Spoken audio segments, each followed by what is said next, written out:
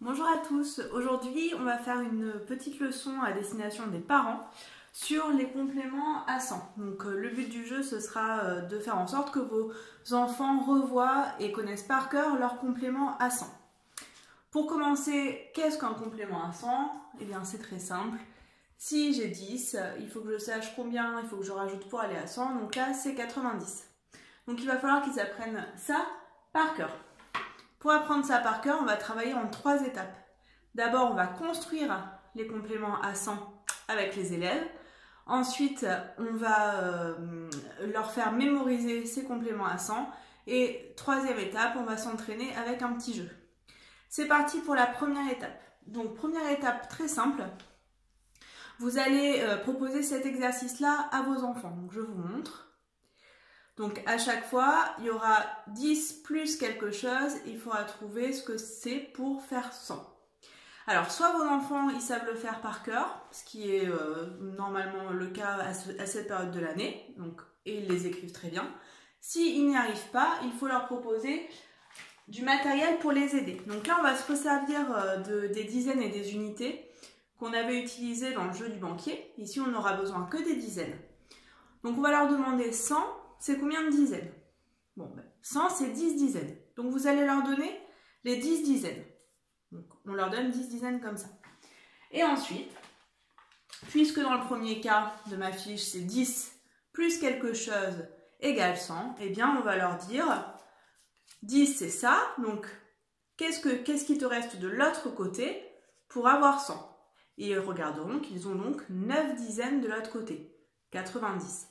Et ils peuvent faire ça donc pour toutes les opérations pour retrouver leur complément à 100. Une fois qu'on a construit ça, on passe à la deuxième étape. Donc, quand les enfants les ont bien retrouvés, on va leur faire mémoriser.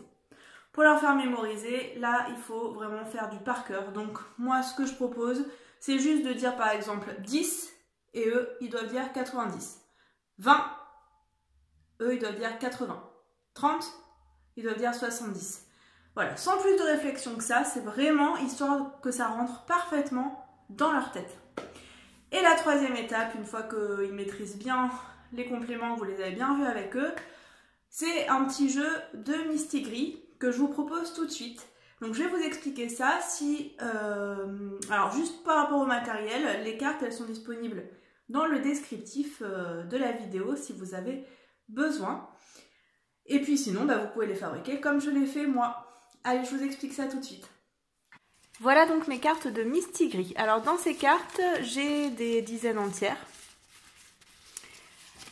Et j'ai également un petit Mistigris.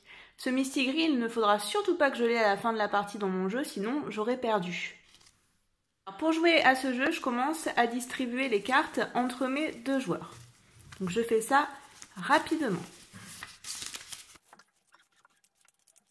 Ensuite, on étale donc les cartes qu'on a reçues sur la table. C'est pas grave si l'autre les voit dans un premier temps.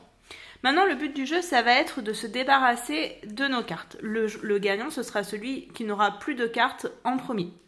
Pour se débarrasser de ces cartes, il va falloir constituer des compléments à 100. Par exemple, chez ce joueur-là, 60 et 40, c'est un complément à 100, donc il s'en débarrasse.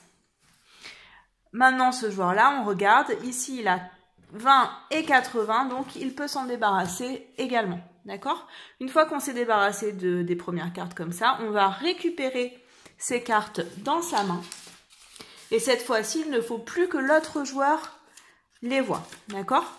Donc là, je vais faire comme ça et je vais imaginer en fait que l'autre joueur a fait de la même chose de son côté, donc que ces cartes sont dans sa main et que je ne les vois pas, d'accord?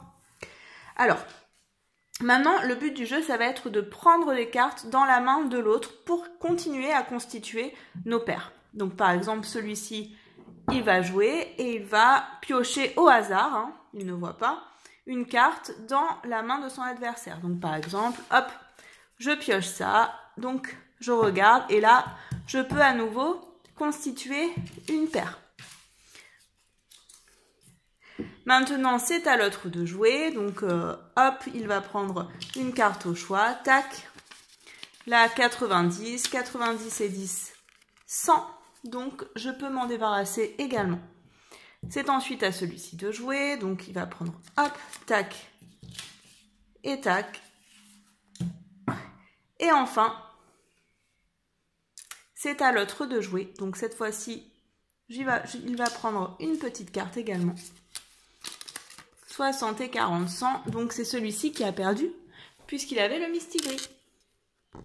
Alors évidemment là c'est une chance puisque ce joueur-là n'a jamais pris le mistigris de celui-ci. Mais parfois, eh bien effectivement, on peut prendre le mistigris. Donc c'est là que ça devient intéressant puisque effectivement celui qui a le mistigris à la fin a perdu. Voilà, donc avec tout ça, normalement les enfants ont bien revu les compléments de base de 100. C'était donc la séance 1.